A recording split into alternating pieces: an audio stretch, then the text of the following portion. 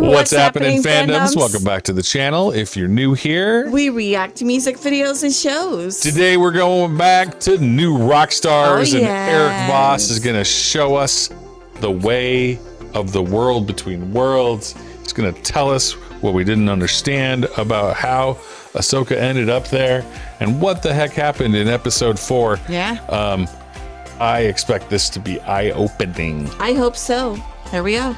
Come on, Rockstars, I'm Eric Voss, and this is a breakdown of Ahsoka Episode 4, Fallen Jedi, a title that applies to Sabine's surrender to her emotions, Ahsoka's literal cliff dive, but really, it's us who have plunged into the world between worlds to reunite with the fallen Jedi Anakin Skywalker. Or so we think. This realm in which the Force connects all of time and space was actually seen in Rebels Season 4, Episode 13, when Ezra Bridger pulled Ahsoka Tano through time, saving her from her Season 2 duel with Darth Vader, and I cannot believe we are now seeing it in live action. We're in an earth-shattering moment of Star Wars, folks, so let's take this scene by scene for all the details you missed. I translated runes, I analyzed sounds, I literally spent 8 hours writing this through the night after an 8-hour shift of a normal workday, and I did it because I love this and I love you, and I'm so grateful that you support what we are doing. Thank you for the love. Rebels, I don't judge you. It's okay. We made a 4-part Rebels recap series for this reason, to catch you up on everything you need to know. Our Season 4 breakdown is now incredibly important, so please check it out. Okay, we open this episode with the usual faces of Vader, 3PO, Clone Trooper helmet, HK assassin droid, Marok, Huyang, a stormtrooper, Chopper, and Sabine's helmet. And every week, Sabine's helmet has been flashing the color red. Now we realize, perhaps signaling her giving in to save the one that she loves. They're still stuck on the planet Cetos. A word that I want to thank Metal Dog 14150 in the comments of last week's breakdown for pointing out is rooted in the ancient Greek, where Ceto was the goddess of sea monsters, leading to the Latin Cetus, which means whale, and also the name of a constellation. So we're going to be doing more to chat with you folks in the comments, so keep those great insights coming. And one of the very first lines Sabine says this episode: "Where's Ahsoka?"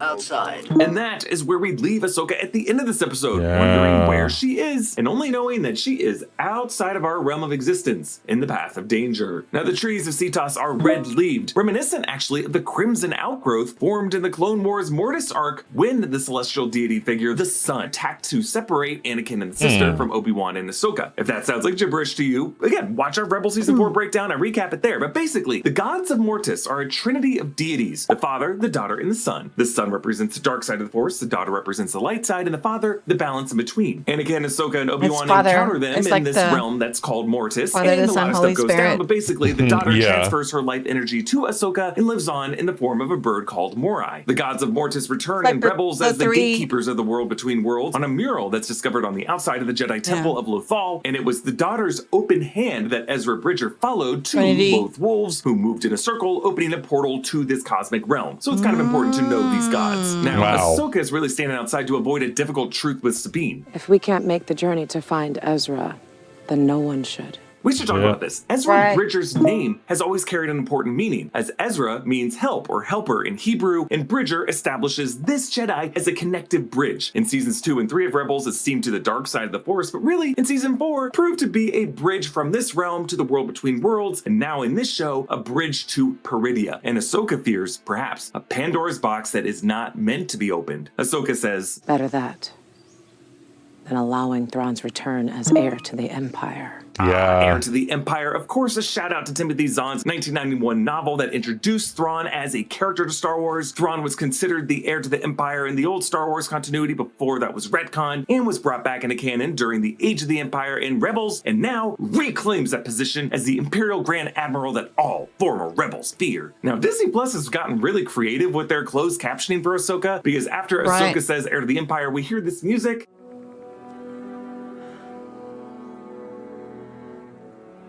And the closed captioning describes this as thoughtful music playing. Thoughtful as in Sabine has to kind of chew on this, but also Thrawn is the most thoughtful thinker in Star Wars. Ahsoka is not looking forward to being outmaneuvered, though. Is everything all right?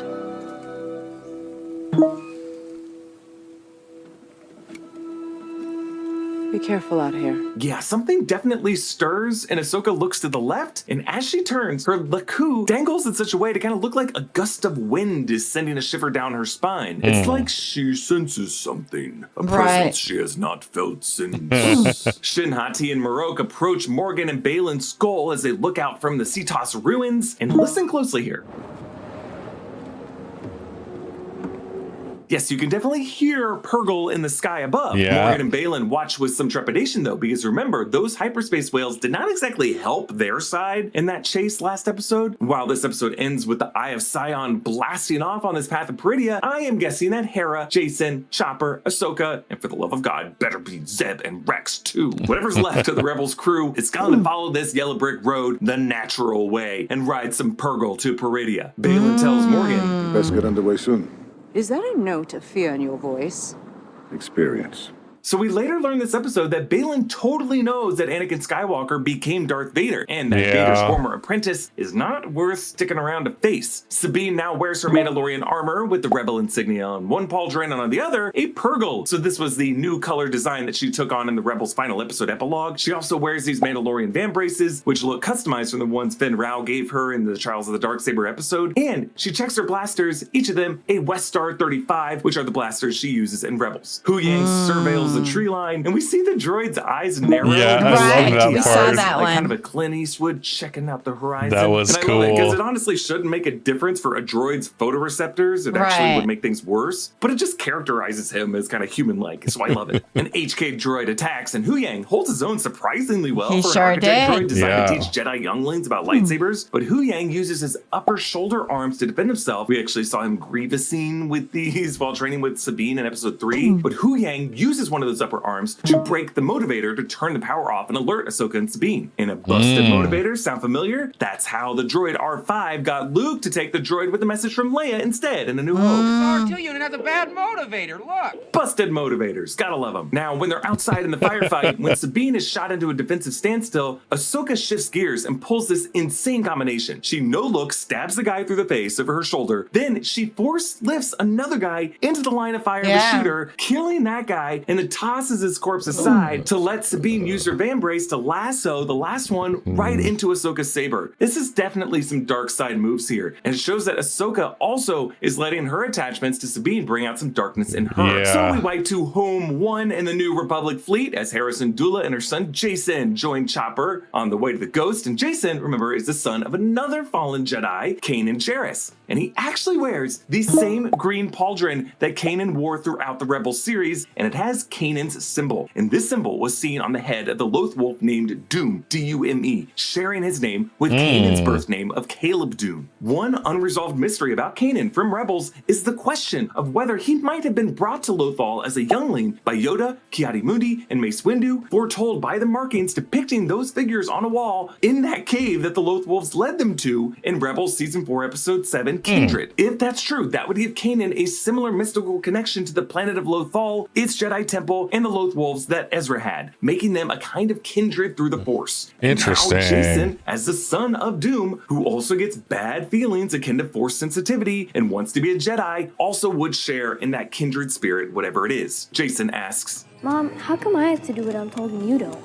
Yeah, it kind of sounds like Chopper says, well, because she's boss. We see how the Ghost is joined by 5 X-Wings. And I love how their shadow crosses over the top of that CR-90 Corvette at the bottom of the screen. Such amazing attention to detail there. In this fleet, if you look in the background, you can also see an EF-76 Nebulon B escort frigate, which first appeared in Empire Strikes Back. As a I love seeing medical all these frigate. ships from the original trilogy. X-Wing Captain Carson Teva, played by Paul Sun-Hyung Lee, returns from The Mandalorian. On your signal, Phoenix Leader.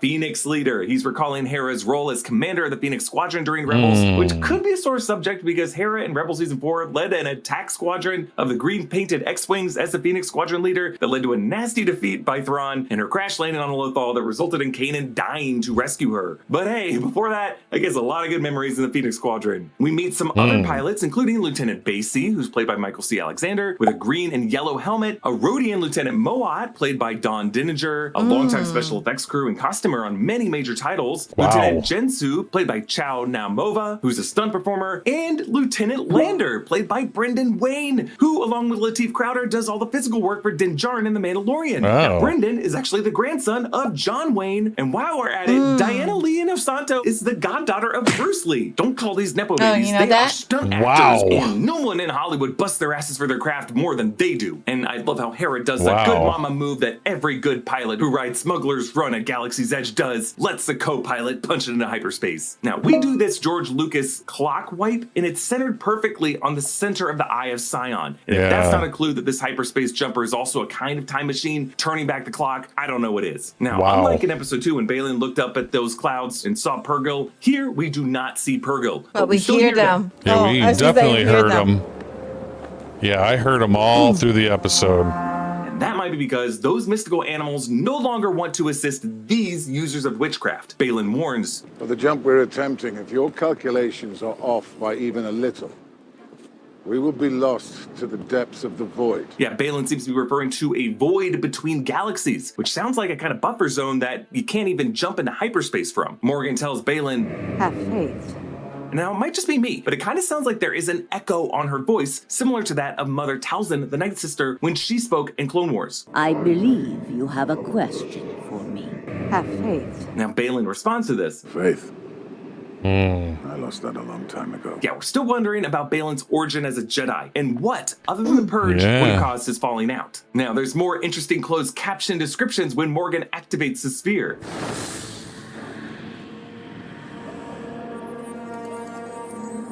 Ominous whispering. So, the additional voices that Sam Witwer, Helen Sadler, Matthew Hood, and all the others are contributing, I think might be these. Voices of the Night Sisters and the Night Brothers calling out to Morgan from the path to Peridia, and perhaps the world between worlds, because these sound like the Night Sisters from Clone Wars. Balin just takes all this in.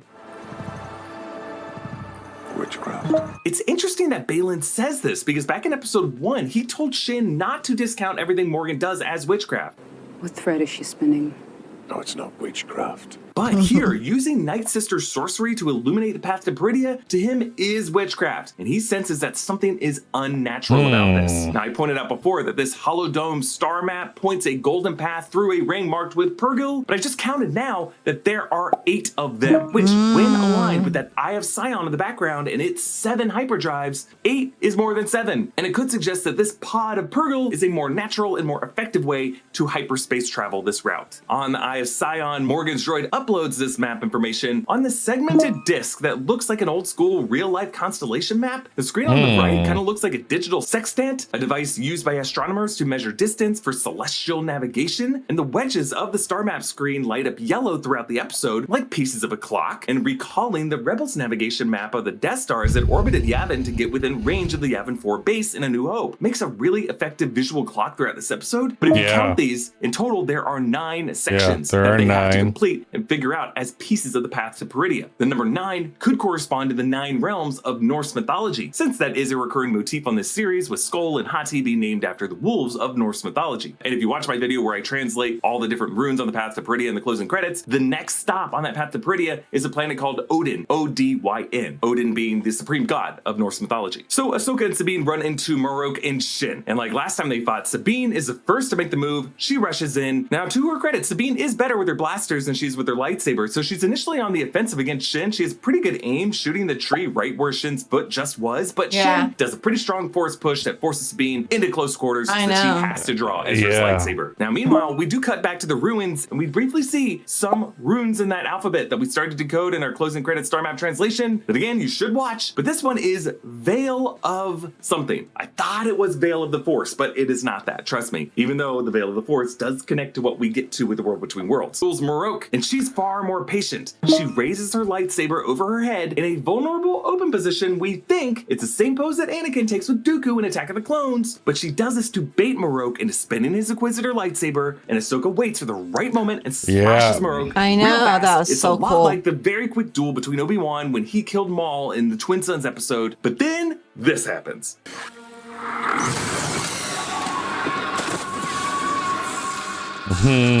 Yeah. I know. Huh? The closed Explain it. captioning is exploding hiss and screams. Screams means several voices are mixed into one. So the green vapor means we are looking at Night Sister sorcery, like the green flame that Morgan uses to activate the sphere, the green colored Night Sister ghosts that inhabit the Night Sister temple that Maul resided in on Dathomir in Rebels Season 3, Episode 11, Visions and Voices. It's pretty much confirmed, folks. Marok was not Ezra, he was not Starkiller, he was not Barriss Offee, he wasn't even the Shistavanian Jedi like I pitched, even though I think that might have been the most evidence-based of these wacky theories. He was most likely a Night Brother, a male member of the Night Sister cult, because dissipating into green vapor is exactly what happens to Maul's brother, the Night Brother Savage Opress, when he was killed by Darth Sidious in Clone Wars Season 5, Episode 16. If he's not a Night Brother, he might have just been a corpse animated with Night Sister magic. The screaming sound when he dies reminds us of when Grievous slaughtered the Night Sister clan in Clone Wars Season 4, Episode 19.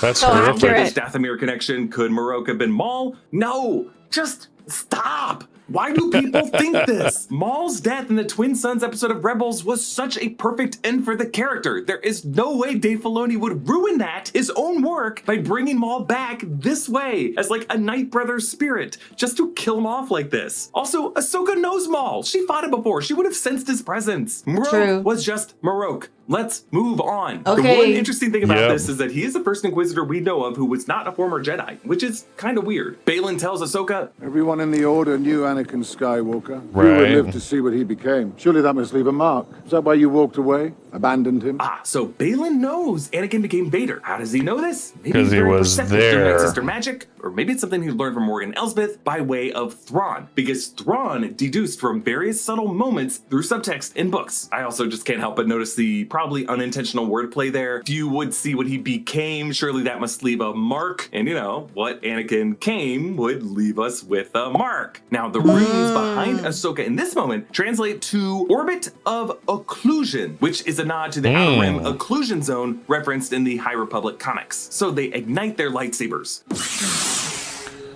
And tell us why she's only using one, Eric. Why is she only using This is one? fascinating to me because Ahsoka's saber pitch is higher in tone, and I'm pretty sure these two harmonize. You have Balin's here, and Ahsoka's here, which is a fifth above it, here and here. So despite their opposition, their lightsabers produce this pleasant harmony. Interesting. A fifth harmony, you might say. You hear it especially in the shot where Ahsoka sidesteps and Balin appears in the foreground.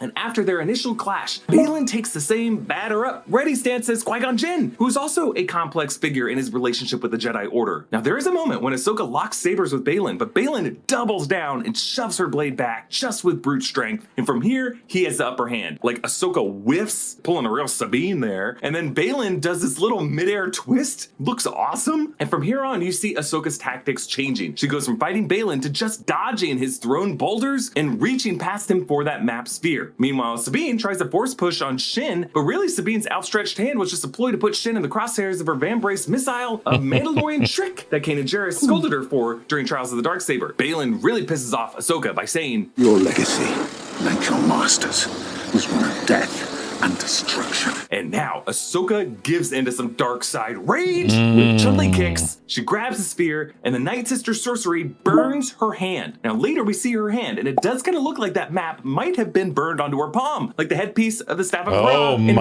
of the Lost Ark. You know, Lucasfilm loves to just reference itself. When Ahsoka sees Shin without Sabine, she assumes Sabine is dead, and she force chokes Shin, slamming her against a rock. Yeah, we're seeing raw dark side energy from Ahsoka. Not a good look. And it might be her starting to dip into this that really sucked her into the world between worlds and what is waiting for her there. Balin drives Ahsoka toward the edge, and overhead you can see the runes on the ground translate to 2100. It's literally the number spelled out in letters. So maybe this is a distance in like parsecs to Peridia? I don't know. So Sabine threatens to shoot and destroy the sphere, but Balin switches things up and appeals to her through a non-violent path. We knew it all along. That it's gonna connect.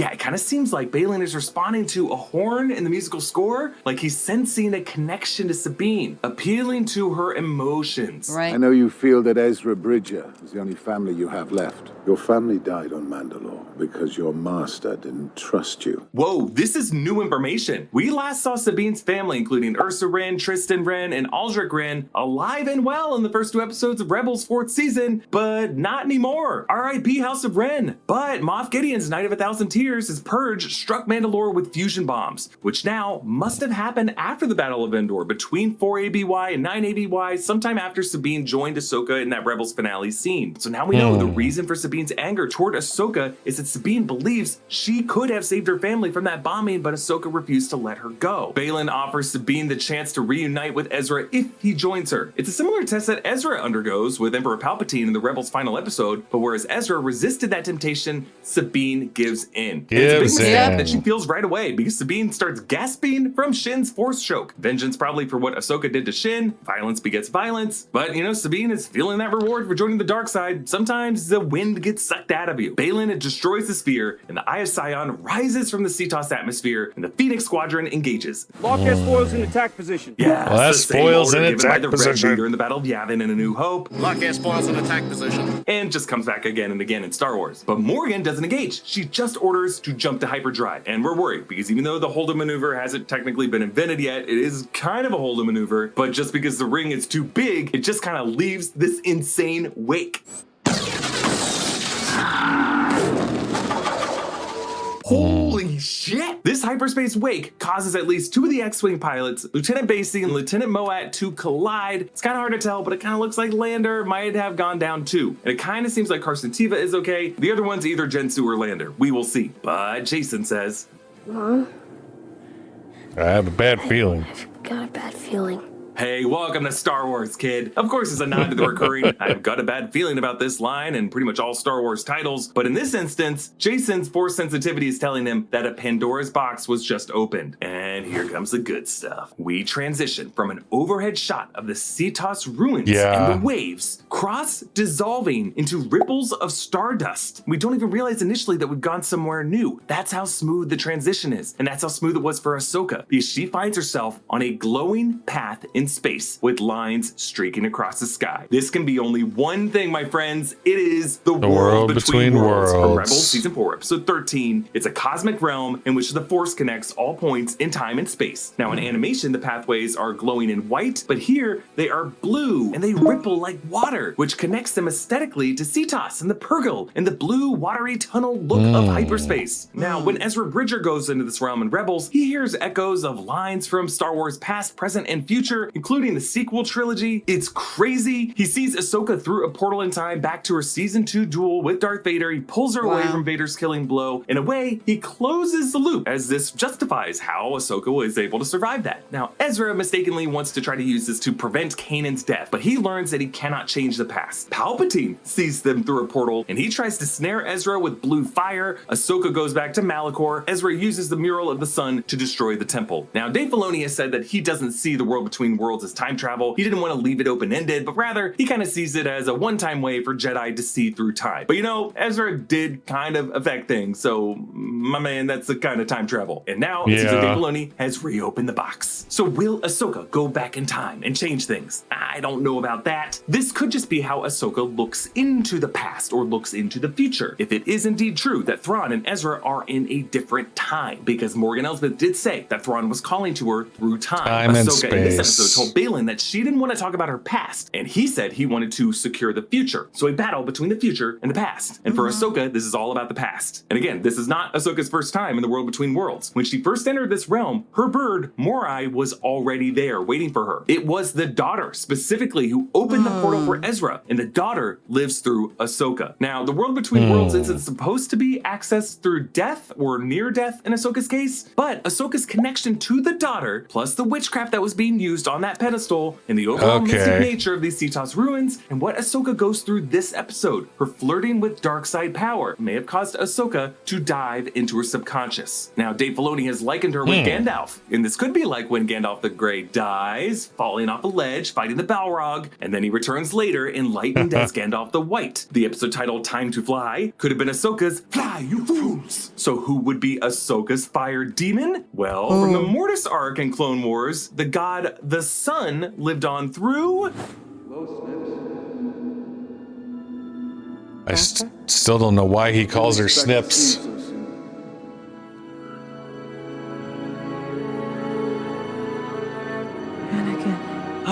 Sky Guy? Wait, what's wrong with your face? Hayden Christensen is back! I love it! Snips was, of course, Anakin's nickname for Ahsoka in the early seasons of Clone Wars when they often butt heads. And I love how Anakin appears over her left shoulder just as he did in Rebel Season 2 Episode 18, Shroud of Darkness, when Ahsoka sensed visions of Anakin and Vader in the Lothal Jedi Temple, her guilt working through her choice to abandon him in the Jedi Order. Ahsoka, why did you leave? Where were you when I needed you? Do you know what I've become? Wow, that's intense. Now, Hayden Christensen has been de-aged for this, but I think he was meant to look a little ghostly and just off. Because A, the animated version of Anakin was really the Anakin that Ahsoka knew, and B, I don't think this is Anakin. Like at first glance, we think this is Anakin right before Revenge of the Sith, when Ahsoka said goodbye to him in Clone Wars Season 7, the last time they saw each other before he turned into Vader during the events of Revenge of the Sith, essentially the essence of Anakin that died when Vader took over. Sure, I get it. It's the Force Ghost that George Lucas weirdly put in that 2005 DVD special edition of Return of the Jedi, and everyone was really mad. But look closely at his lightsaber. It's hard to tell, but at first glance, this looks darker than Anakin's lightsaber, almost more like Vader's lightsaber, which is similar in structure, but it has more black pieces throughout the hilt. It is possible that the chrome of Anakin's hilt is just reflecting his dark robes and reflecting the dark surroundings, but what's throwing me is the silver clip at the center of it. I don't know if that part would be so brightly silver while the rest of the hilt is that dark, and the chrome of it not even catching any of the blue light that Anakin's skin is catching. And to be clear, the silver clip is not how the saber attaches to his belt. The hilt hangs from the pommel like most lightsabers do. Now, Anakin does bear the scar that he got from Asajj Ventress during Clone Wars that he had in Revenge of the Sith, but there's just enough here to think that he is sus. Also, he has this ghostly blue pallor that recalls the blue fire used by the Emperor to see into this realm. It's the same Sith sorcery that he used to try to corrupt Yoda's mind through a connection with Dooku when Yoda was on Moraband in Clone Wars Season 6. Now, the world between Worlds and Rebels is not known to have ghosts in it. In Mortis, Obi-Wan talks to Qui-Gon, but in Rebels, World Between Worlds, it's just supposed to be voices. So I think, since Morai, the representation of the daughter, was already there for Ahsoka, and this realm is totally linked with the Mortis gods, it is possible that this Anakin is not Anakin, but is a form of the sun, a representation of the dark side, as that Mortis arc and Anakin's connection to the sun was really a moment that foreshadowed Anakin's destiny as a fallen Jedi. Now, this lightsaber may just end up being Anakin's lightsaber, but if there's something suspicious about it, who knows? It could be a disguised form of the Dagger of Mortis. And if Sam Witwer does have a live-action role on this series, I don't know, having him play the Sun would be perfect casting, as it would justify why we've been hearing his voice in the mix. Now, I think Episode 5 is going to allow Ahsoka and Anakin to reconnect, give us that visual again, at least at first, but it may give way to a duel if this ghost Anakin is revealed to actually be the Sun. Because the final seconds of the episode hint that we are in for a dark side take on Anakin. Listen closely.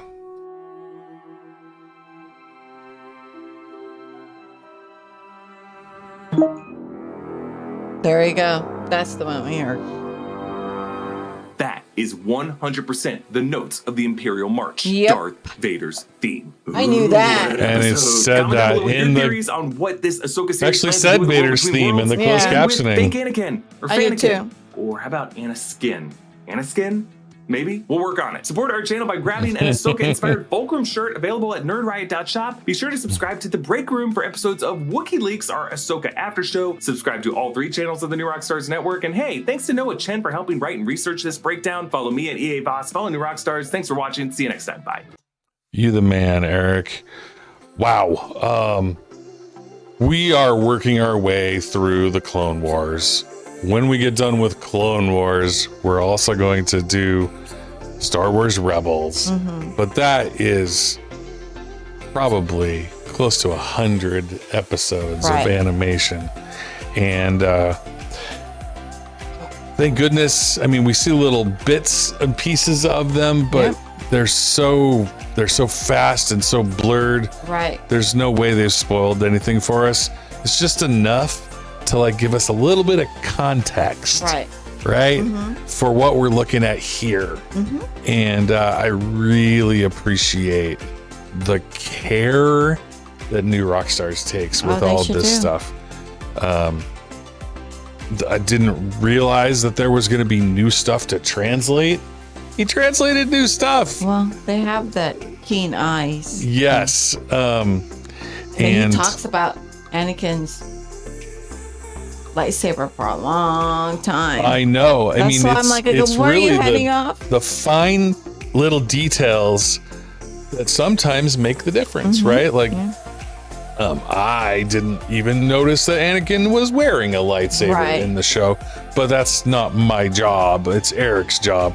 And if he's right about the fact that basically the reason Ahsoka is in the world between worlds is because she is shifting more toward the dark, right? Because she was using all of these dark side powers to try and protect Sabine, right? She was using force chokes and moving people directly into the line of fire of blaster bolts and all of these other things, like force choking and slamming Shin Hati into that wall. Those are all dark uses of the Jedi power.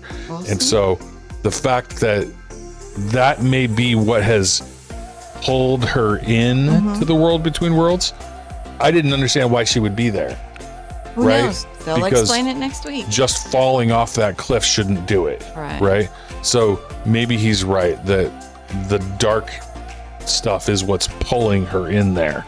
And that is fascinating to me.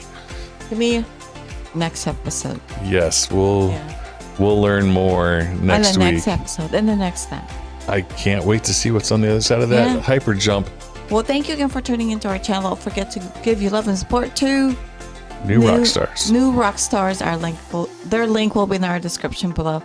Thank you for loving our channel and liking our videos to get the algorithm going. Thank you for subscribing to our small mighty channel to help us grow. Thank you again, and see you in the next video.